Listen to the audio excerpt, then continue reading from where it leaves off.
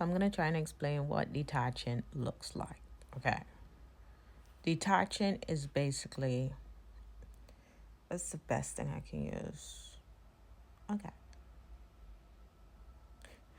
Okay. Play-Doh.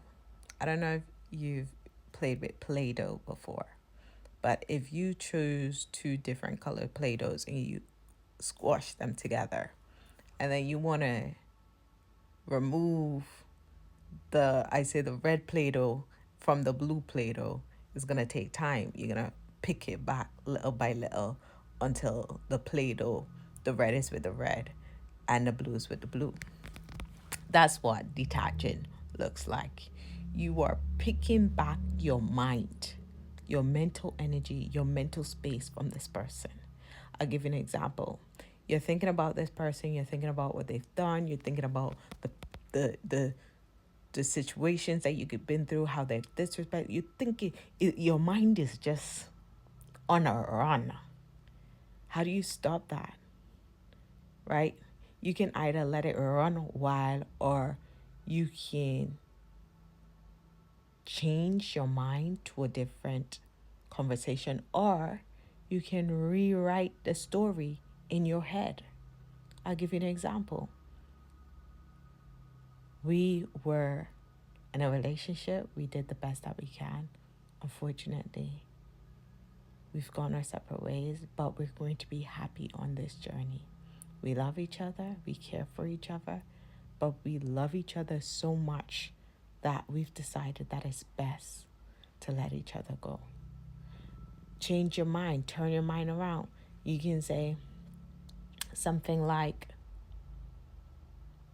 I'm on a new journey. Sometimes it's going to get lonely, sometimes get painful. But on this journey, my goal is to find who I am, learn me again, date me again. You know, like how you date people and you pick at them and you want to know who they are? You're not going to turn that inward. And you're going to pick at you.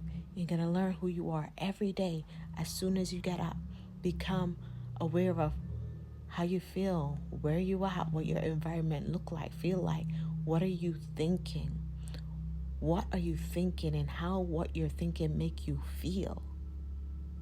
Right? How you're thinking, what it brings out of you.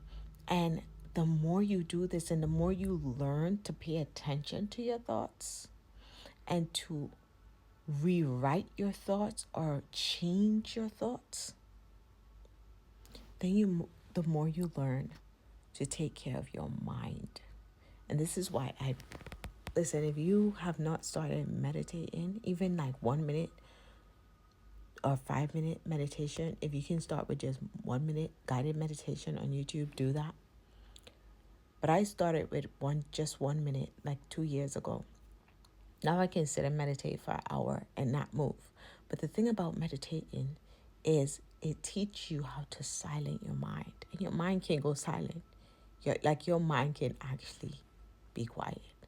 And if you're not quieting your mind, then you're allowing the thoughts and you're watching them go by, or you're able to shift your thoughts. You're able to turn your mind around, right? And the more you can take hold and control of this in your head, the more you have control over how you're feeling and how you're experiencing life daily. But you got to take that control. You got to do that for you. It takes work. It takes time. It takes being intentional about you. So when you detach, you're not just detaching your mind from this person. So when your mind is just going on about this person, you're able to shift it. You're now detaching your heart. How I've detached my heart is I pray and I release it every time I'm feeling pain, every time I'm feeling hurt, anytime. I release you. I release you with love. I release you with love. Therapy has helped me. Detaching your communication. You detach. You speak to them less. You speak to them less. You can go complete no contact, right? Detaching, no contact, from calls to just message. Block them off of everything. Everything. If you can't block them, if you need communication because of children or whatever, put it down to just, you're just allowed to text me. We're not allowed on phone. It's just about the kids. You see them less if you're able to do that. See them less. Have contact with them less. Less to none. And this is detaching. Detaching takes time. It takes time. It takes time. But eventually, you know what's going to happen? Eventually, the pain's going to go away. Because as you practice detaching, another thing that I did a detaching meditation. It works miracle.